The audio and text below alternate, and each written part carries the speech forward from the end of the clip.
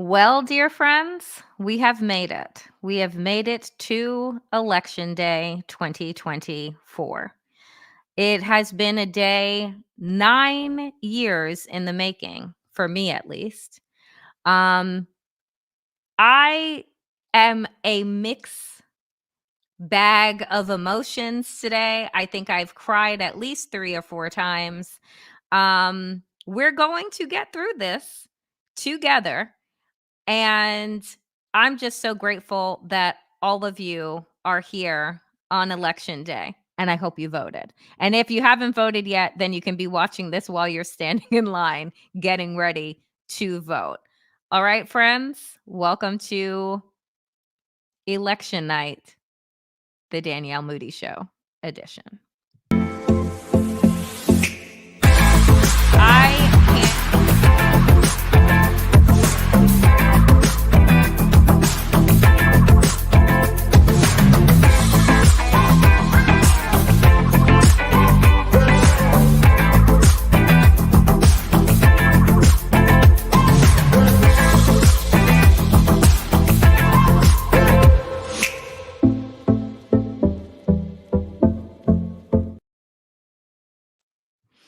Well, here we all are, dear friends. We have made it to election day. I know that many of you have already voted. I voted on Friday. I am watching the news off and on and seeing these long, long lines in Pennsylvania, in Iowa, in the battleground states across the country, in Georgia.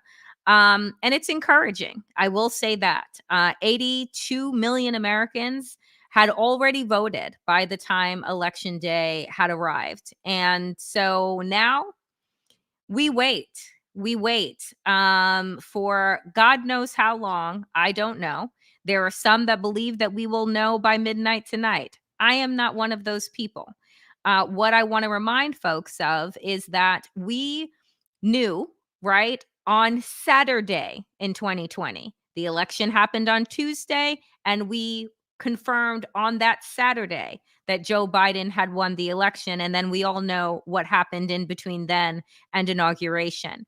Like I've been saying, that I want people to brace themselves. One, that this is going to be a very long haul, right? Not just tonight, but in the weeks ahead. And I think that it is really important. I know how exhausted people are because I share your exhaustion. I woke up this morning and you would have thought that I ran the New York City Marathon in the way that my body felt, because my body loves to store stress in all parts of itself. And I think that we cannot, understate what it has taken to arrive at this day, what we have collectively been through to get to this day. I made the joke yesterday of one of the memes that I saw that said, that the human body is not meant to withstand 3 Trump elections, right, in 9 years. And that is for damn the truth. I know that my body wasn't meant to withstand this many times of having to deal with and battle Donald Trump. I feel like I'm in this middle of some type of Disney production where the villain just keeps coming back and coming back and coming back, regardless of what it is that you do. But today could in fact be the beginning of a new tomorrow. It could in fact be, right, the beginning of a new era.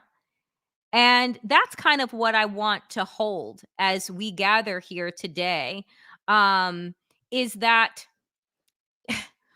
if there is anything that Donald Trump did for America, for Americans, it's this. And I know you're all bracing yourself like, what did he do? What he did was remind us how important democracy is. What he did was remind us how important our voice and our vote is. What he did was remind us what collective power looks like, what agency looks like, how important bodily autonomy is, how important it is not to remain silent when we see people around us being disparaged, being discredited. Donald Trump reminded America in many ways of who America actually is. Because in the face of pure evil, in the face of pure cruelty, America started to remember, I think, what our founding fathers actually believed, and who I refer to as the founding mothers, the enslaved African women that actually birthed this nation. They believed in the possibility that people could be led and by, right, each other, and not dictated to from on high. And if what we have seen over the last 9 years, and particularly the deterioration of Donald Trump that we have witnessed over just the last 7 goddamn days, it is a reminder that we only survive as a nation if we do tonight, if we find out this week that the American project can continue for another 4 years, that we have bought ourselves another 4-year lease on the American project, we will have done so together. We, the people, will have decided. Because what Donald Trump and what MAGA Republicans have tried to do over the last 9 years is divide us, is to tell us that America is nothing more than a shithole, right? That how terrible America is. It's awful. I mean, Donald Trump is actually using, friends, a funeral march, the Undertaker's theme song, as he's getting off of planes in his black overcoat and his, just, I was going to say colorless, but we know that that bronzer is on a different number than the ones that we see in Sephora. Needless to say, Donald Trump has actually reminded America who we can be if we, as the vice president said, stop pointing fingers and start linking arms. That will have been his parting gift, is the fact that I want us all to recognize that our work does not end today on election day, because if in fact the vice president does win, the work of bringing this fractured nation back together will not just fall solely on her shoulders. It will fall on each and every single one of us, because we will still have work to do. We can now, inshallah, not do that work under duress, but there will absolutely still be work in front of us to do in order to rebuild this country into the multiracial democracy that we all deserve. You see, when the forefathers, right, dreamt up this idea of America, they did so excluding women. They certainly did so excluding the enslaved African population that they brought here to do the dirty work of actually building this country. So their vision was a good one, but it was incomplete. And it is each generation's responsibility to fill in the blanks that they missed. So our work does not end today. It begins anew. And I want to remind us too, dear friends, of where we came from, right? Like, think about America, right? Martin Luther King Jr. talked about, right, the arc, right? The arc of the moral universe, right? And that it bends towards justice. But I want to remind you of something, and I'm putting up on the screen right now. This was tweeted out earlier by the Library of Congress, which, if you have never had the opportunity to visit Washington, D.C. and to go to the Library of Congress, I mean, I'm a huge nerd, so I will tell you to absolutely go, because it is just a beautiful space that holds, it is like the nucleus, the nervous system of our country and our history. And this is what they posted. And for those that may be listening and are not seeing, it is a receipt. And it says poll tax receipt.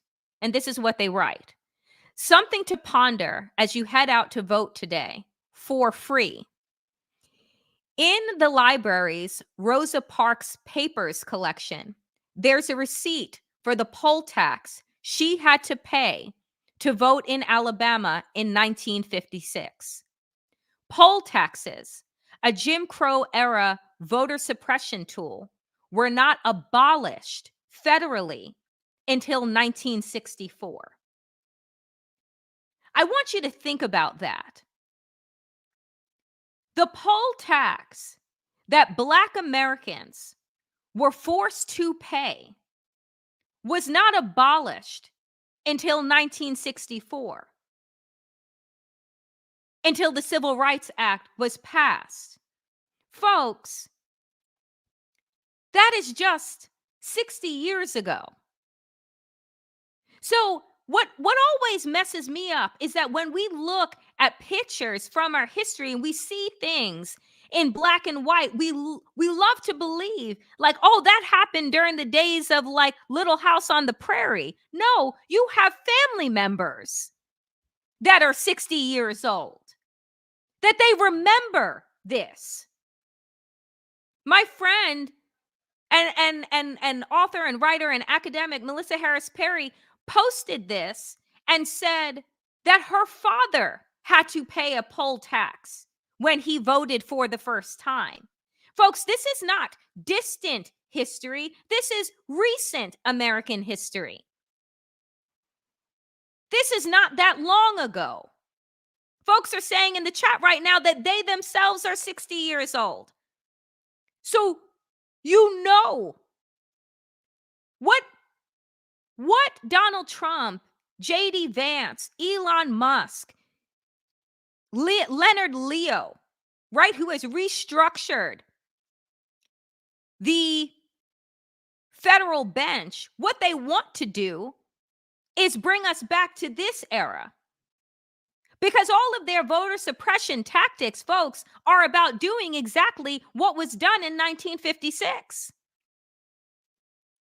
It was to ensure and make it damn near impossible, because you say to yourself, and on the receipt, by the way, let me put it back up again, the amount was $1.50.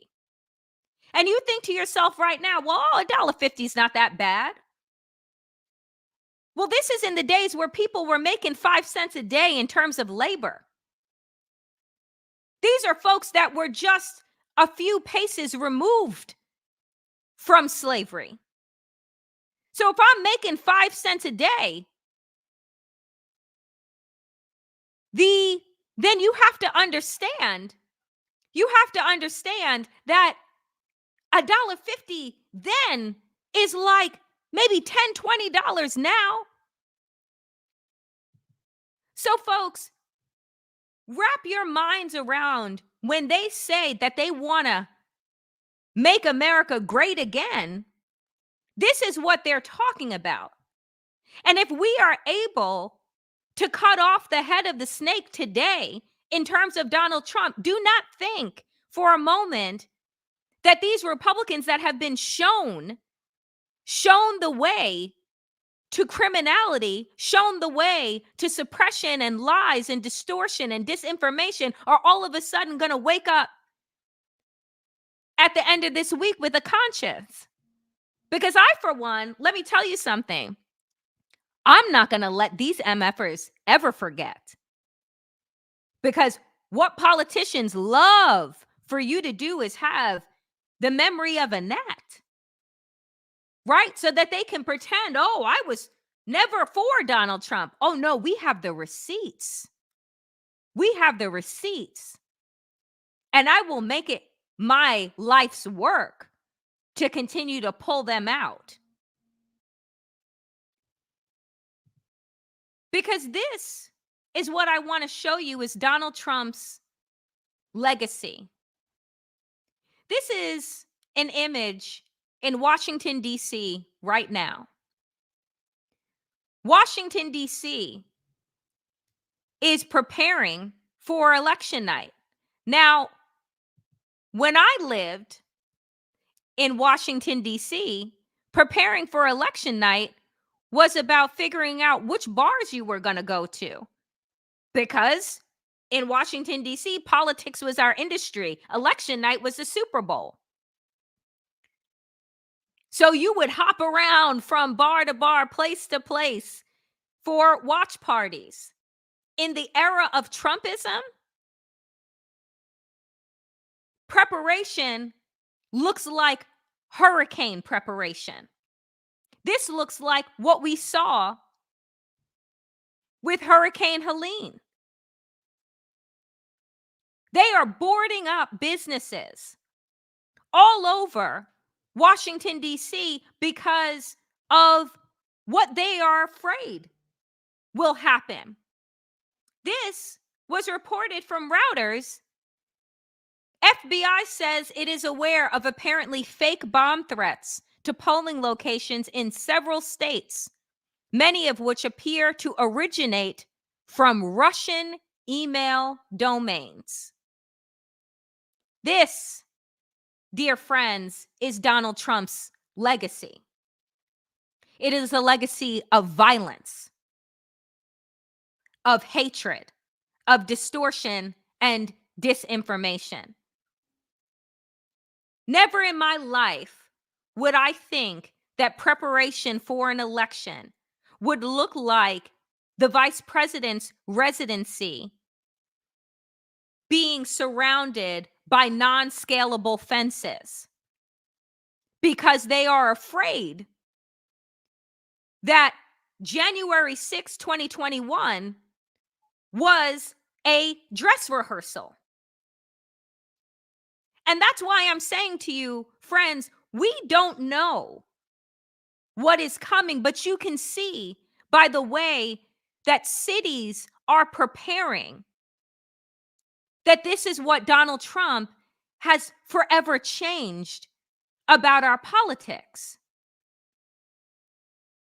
Now, while the rest of us here have voted to never go back,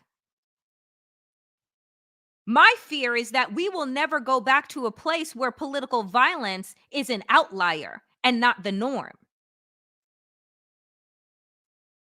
Because of what Donald Trump has instituted. You had J.D. Vance refer to the Vice President of the United States of America as trash, that they're going to, quote unquote, take out the trash, because that's what they think about Black people, about people of color, about women, and people with uteruses.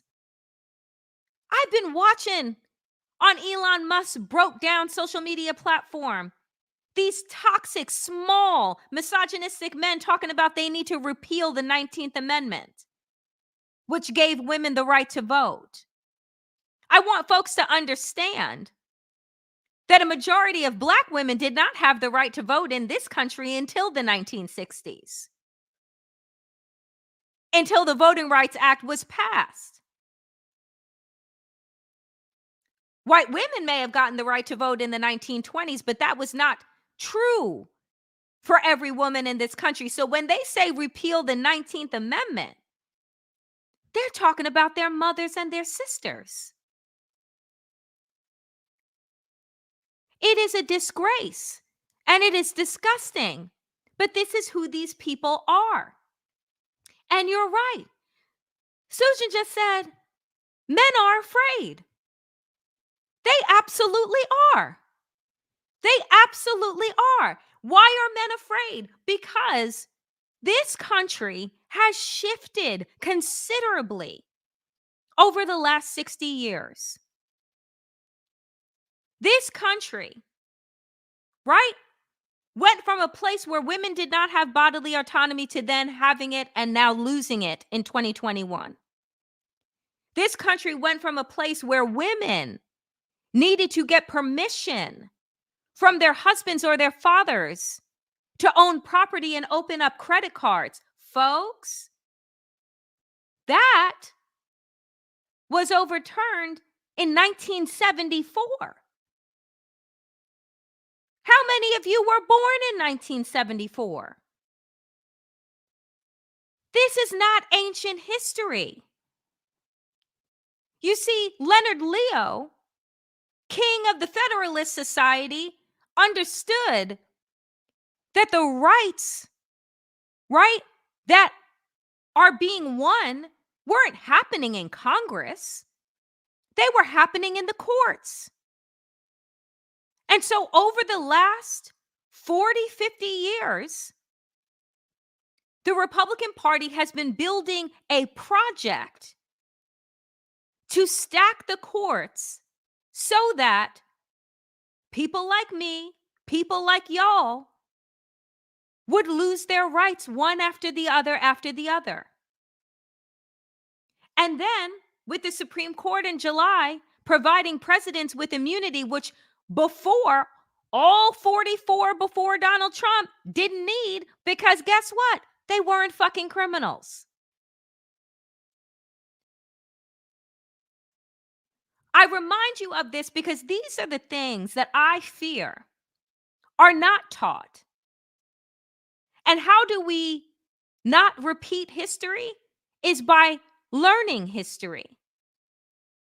How do we understand the power of women and Black people and people of color? By learning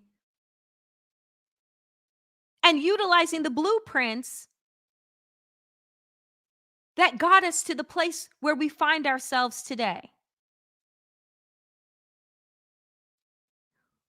We're here in this moment on the precipice of history because of the men and the women who paved the way with their blood, sweat, and tears to get us here. We're here with the possibility of electing the first woman president of the United States after 45 white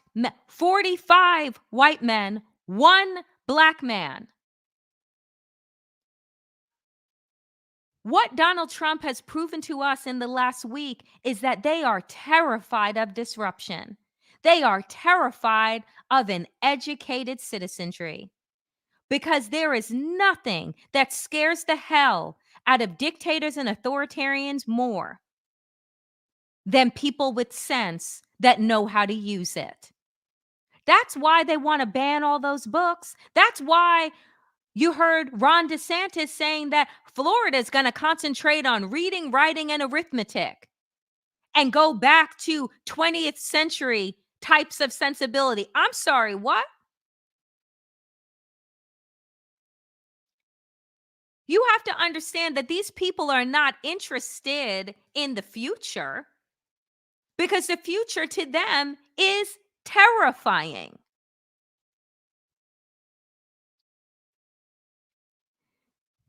And I, for one, love it because there is no place in America for small, narrow, misogynist, racist, Islamophobic, transphobic, homophobic, ableist pieces of garbage like what makes up the MAGA movement.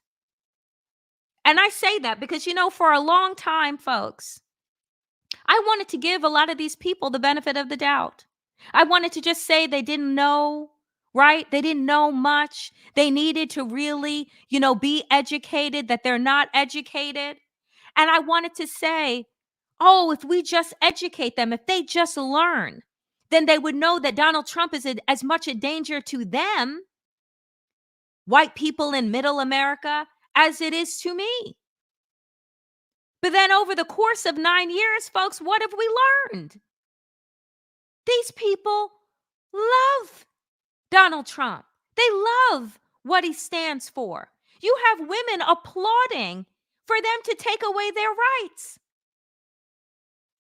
So long as the people that they hate suffer, then they're fine. Guess what? You can't eat off of other people's suffering. They're going to find that out the hard way. Because in Donald Trump's economic plan, it's the ones who are on the lower end of the economic spectrum whose taxes are going to be raised. He's cutting his boys' taxes. That's why Elon Musk is all up on stage jumping up and down like a fucking idiot.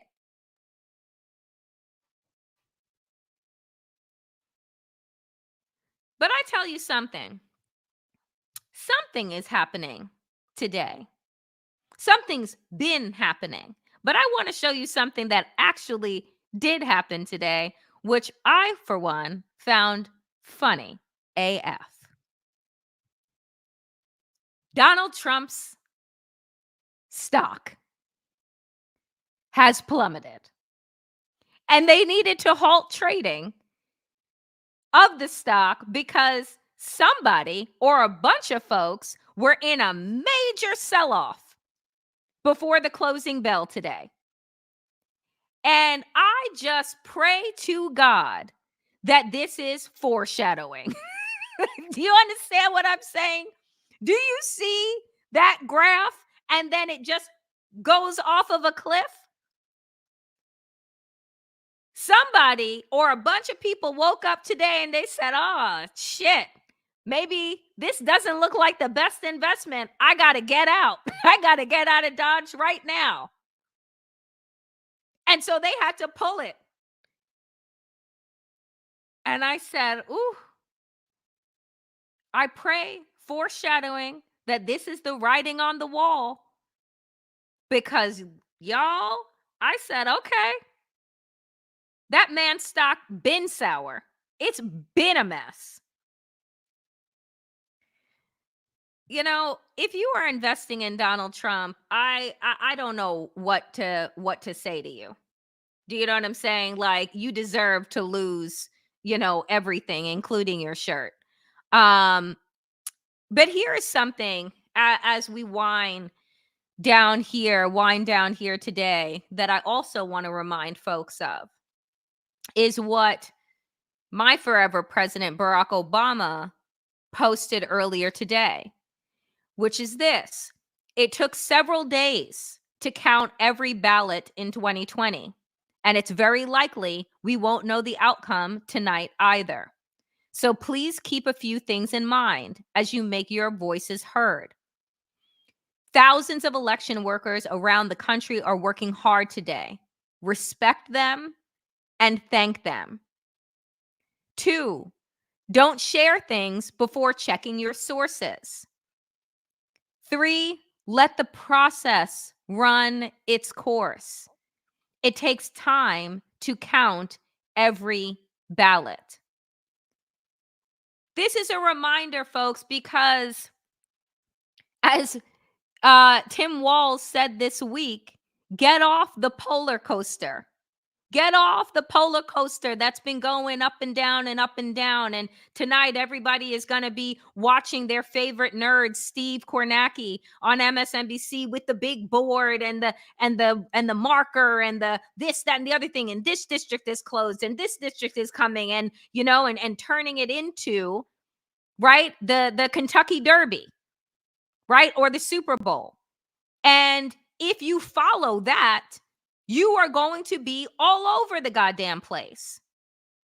So I tell you, be with your friends and family like I have chosen to be with today for the next few days, Go, dip in and out of the news, but understand that even as I am going to be joining Mary Trump later this evening, and Mehdi Hassan later tonight on his YouTube channel as well, that folks, we may not know, right? So maybe put on a movie, maybe binge watch a show, keep watching me on YouTube, but, find something else to do to give your mind a break, because as each district closes, they're going to be putting up the big board and your eyes are going to perk open. And then you're going to say, oh my God. And you're going to start tweeting and texting your friends and saying, oh my God, we're losing. Oh my God, we're winning. Oh my God, we've lost it. Oh my God, we got it back. And it's just going to be a fucking mess. Give your nerves arrest is what I want to remind people to do. Also, you know, again, maybe a little foreshadowing, but can anybody tell me who this fake ass person is with Donald Trump in this photo? Because what has also gone viral today is the Melania lookalike that that apparently joined Donald Trump at the polls in Palm Beach. I don't know if it's real or not. I know that many people have been have been texting and tweeting this, but I'm like, does that look like Melania to you? Y'all just look at the video, but I mean, I don't really care if Melania wanted to show up or not. I just find it hilarious that it is even possibly a double, but nothing, honestly, that Donald Trump could do would ever shock me, right? And yeah, somebody said, "I don't care." Do you? Yes, as a throwback to her jacket.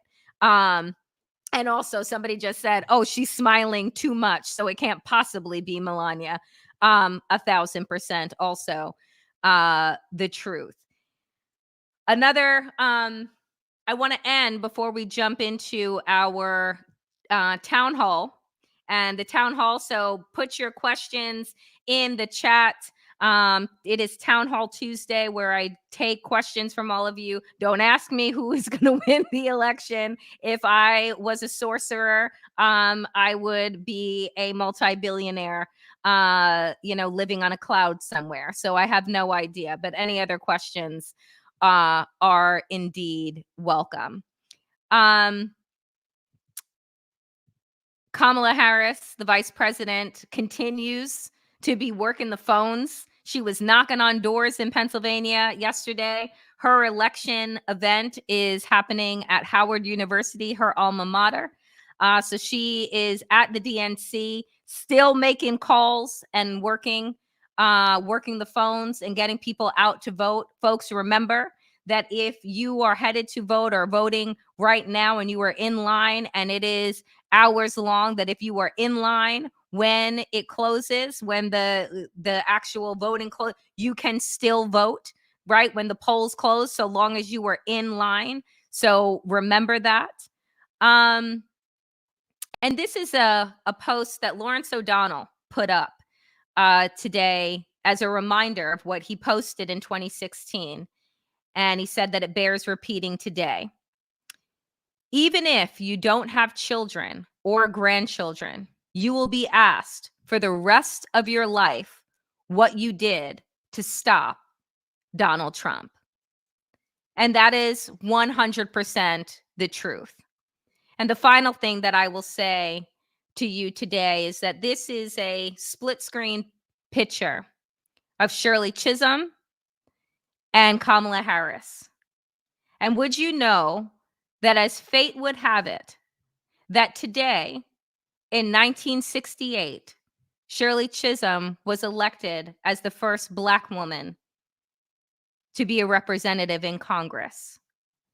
What a glorious, glorious gift the universe would give us today or this week if, in fact, the first Black and Asian woman is elected to be president of these United States.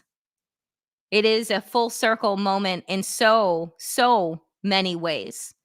And I, for one, really hope that it is. All right, my friends, it is time for Town Hall Tuesdays. So, what you got?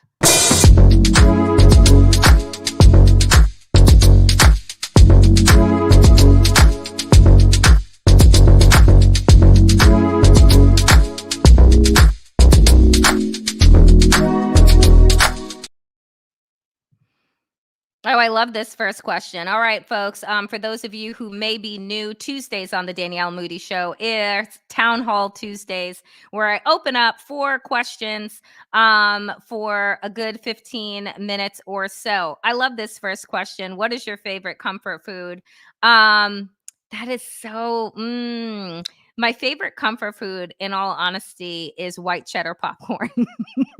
White cheddar popcorn, I am absolutely obsessed with, and sometimes I'll eat it for dinner. And I know that that is like a terrible thing and has no real nutritional value, but white cheddar popcorn is absolutely my favorite comfort food.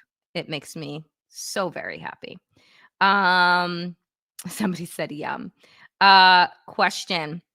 When VP Kamala Harris wins, will you attend inauguration? 1,000 friggin% I will. I will find myself down there. I don't know who will have a ticket for me, but you better believe that I will not miss that in person at all.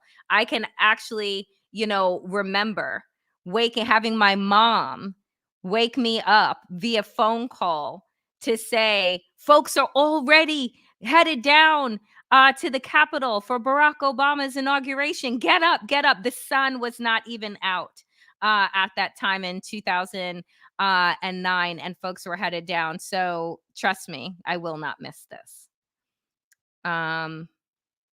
What else do we have? Somebody said that their favorite is dark chocolate as their comfort food. What would you say to any YouTube channel trying to push crap like Couch 2024 and interviewing Jill Stein? Really interesting. I went on Al Jazeera English earlier, no, last week.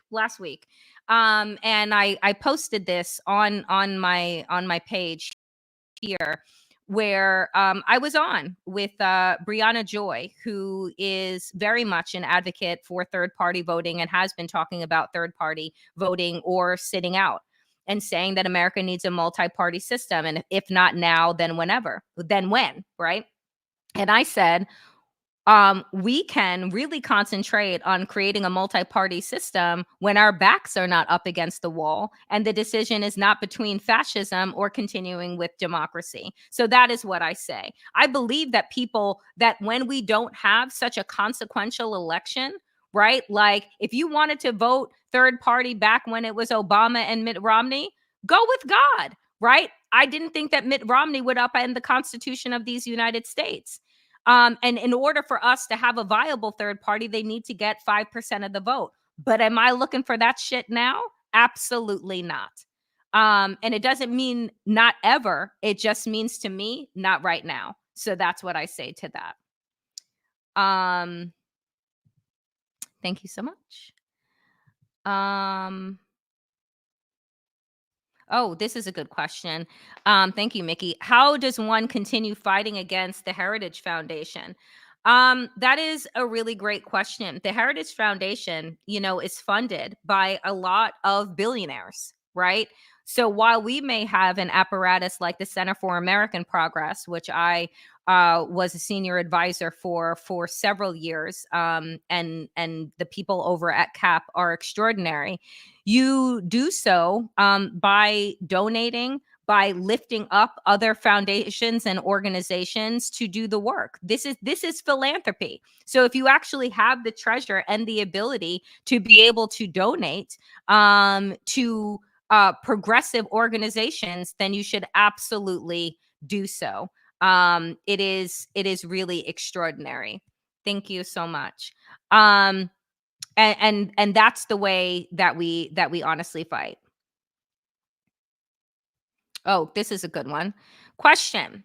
If you could change one aspect of the mainstream media's coverage, what would it be and why? I would just turn them off. No, what would it be and why? I would actually love to diversify the newsrooms and the C-suites. I think that if we actually had newsrooms that were reflective of the population and the changing demographics of this country, and I mean that racially, I mean that economically, right? I mean that on gender, on orientation, in a wide range. If our newsrooms actually looked like America and weren't just about clickbait and actually about informing, then we would be in a much better place than we are right now. I mean, we saw what happened with the LA Times and with the Washington Post, right? They're bought out by billionaires, who have their own agendas, and their agenda is not preserving democracy, is not educating the citizenry. So if we had, right, also really good people that were in place that ran these newsrooms and didn't run them like businesses, but ran them in the way that journalism is supposed to be run, then we would be in a better place. Other questions? Let's see. Ooh, what is your favorite movie or book? I will tell you that my favorite book is the Akata Witch series by Nnedi Okorafor. She is an African futurist writer, and every single one of her books are incredible. I got introduced to her writing during COVID when I actually picked up reading for pleasure, because as you would know that I've only read, articles and headlines and essays and things like that, and hadn't read a full book in years. And during COVID, my late friend who passed away at the end of last year, Risikat Okade, told me that I needed to get out of my head and into fiction. So if you've never read African Futurism, which is extraordinary, I highly, highly recommend Nnedi Okorafor. And favorite movie, it depends on my mood. My favorite, I really like action movies. I really love The Matrix. What is it? Trilogies, or was it four? I don't know if it was more. Um, but it really depends. I really like heist movies. So the Oceans movies are some of my favorites too. Oceans 11, 12, 13. I love a good heist. I love a good treasure hunt. And sadly, I do love like political thrillers because I can't get enough of them. So uh, that's a bunch there. What else do we got? Thank you for my moderators telling people to like and subscribe. To like and subscribe. Um,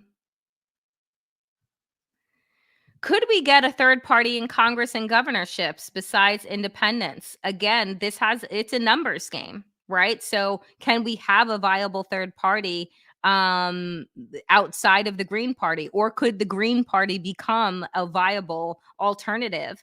And to be honest, right now, folks, we don't have a two-party system. We have Democrats, and then we have a cult. So, our politics in so many ways is broken, but this is, again, it is a numbers game. It is about how many people will turn out. Are there people right now, right, that are watching this election, participating in this election, and say that they would have wanted a viable third party candidate? Again, I would say the stakes way too high. But this will only happen if the infrastructure is built for it. Let's see. Other questions. Oh, good Lord. How would you tackle Elon Musk's power? One, something tells me that Elon Musk hasn't done everything above board in his businesses, in his practices, and in his ability, not to pay taxes. I think that people need to open up, and by people, I mean the Department of Justice needs to open up an investigation into Elon Musk and his business practices. But how do you get them to open up an investigation when they've given that MFer security clearance at the highest level, and they've given him $15.8 billion over the last 10 years in government contracts? So, if you're in bed with a criminal to advance your, innovation needs, are you going to actually do the hard work of investigating, or are you going to look the other way? Like people did with Jeffrey Epstein? Are you just going to look the other way because it serves you to a certain point until it doesn't? So my feeling is that Elon Musk needs to be investigated, because I think that he has done, particularly too, in this election cycle. I know that a federal judge allowed him to continue with his $1 million prizes, but he needs to be investigated also for election interference in the way that he's changed Twitter's algorithms and all of those things. So I think that there is a lot that can be done and done above board. But I don't know if there's the will to do that, given what a stranglehold he has over our government right now, which, by the way, should make everyone fucking terrified. Um, Ah, another good question. Do you think we will have to fight to keep Project 2025 from ever happening? For many voting cycles, I can't trust the GQP. Yeah, I do. I think that Project 2025 will be repackaged as something else. If they lose tonight, understand that these people are not going away, right? They find ways to reinvent themselves over and over again. And like I said at the top of the show, what Donald Trump did for us was to remind us about the need to be vigilant. The fact is that these people, they saw a pathway through criminality, voter suppression, right? Lies and disinformation. They see a pathway to holding on to power. And they may not get it this time around, but be damn sure that unless it is resounding, and unless those that have enabled Donald Trump over the last year, the last 9 years, are in fact investigated and held for their involvement in January 6th. Because remember, folks, the call was coming from inside the House. Do you know what I'm saying? Like, there are people who the Department of Justice inside of our government who have not been charged, who have not been investigated. So for me, if we actually want to get rid of the stink of Trumpism, then we got to drill all the way to the core of the rot of the MAGA movement. And that is, to me, the nucleus of Project 2025. Let's keep going. How do you get rid of Citizens United? Expand the courts. That's how you get rid of Citizens United. How do we get back Roe? Unless we have the Senate and the House and the White House expand the goddamn courts, right? Like, because it's going to take getting rid of the filibuster to put it through Congress. We know how that game has gone in the past. We need to expand the courts and get rid of money in politics. All right, we are coming to the end. I'm scrolling. I'm scrolling. Mm. How do we counter misinformation and disinformation more effectively going forward in mainstream and on social media?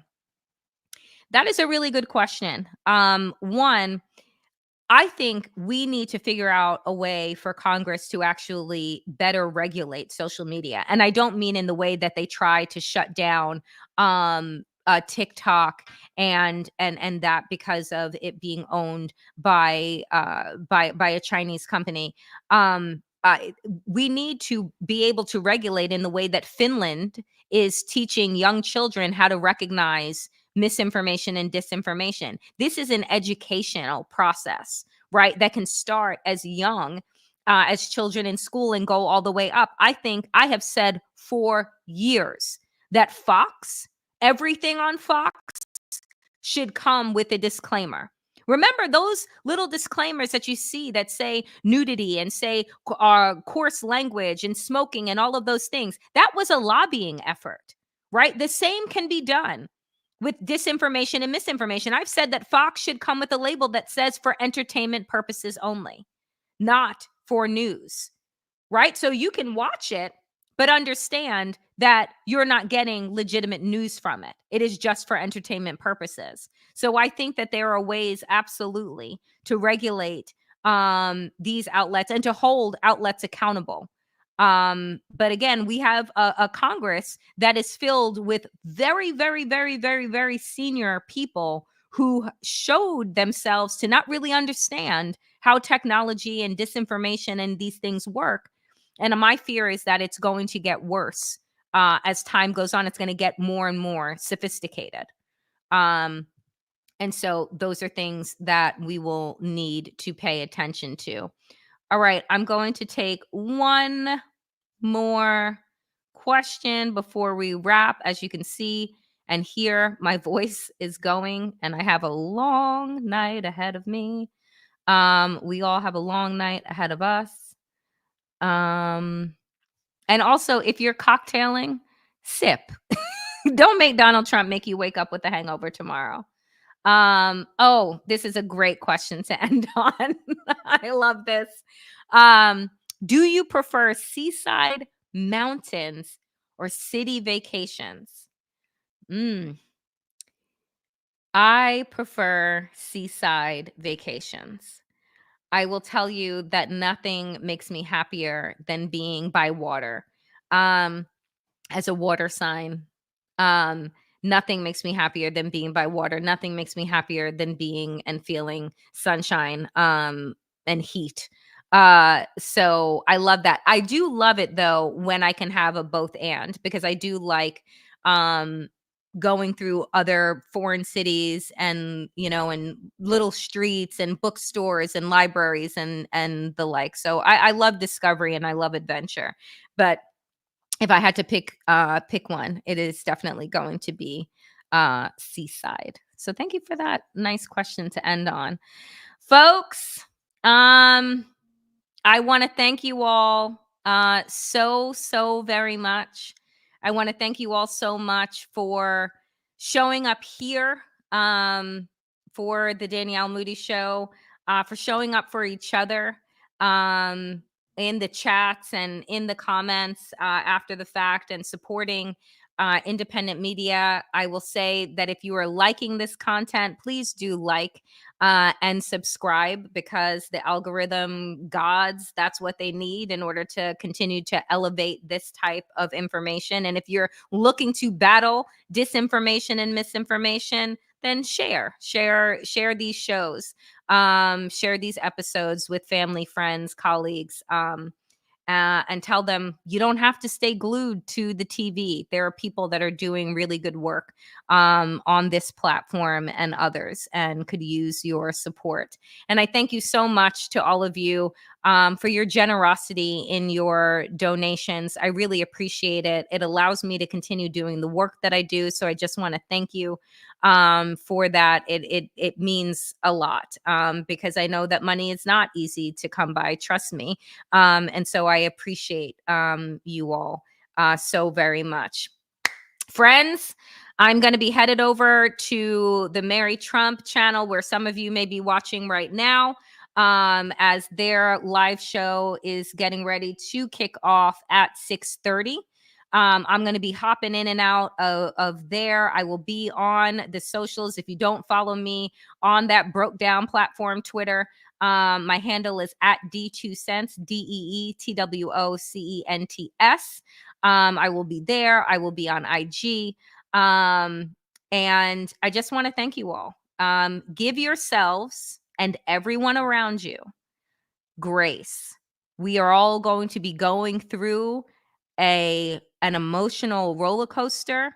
A lot is happening and a lot is going on. Let us choose to see the best in folks, right? And give yourselves and everybody around you grace today, and frankly, every damn day. We've been through a lot.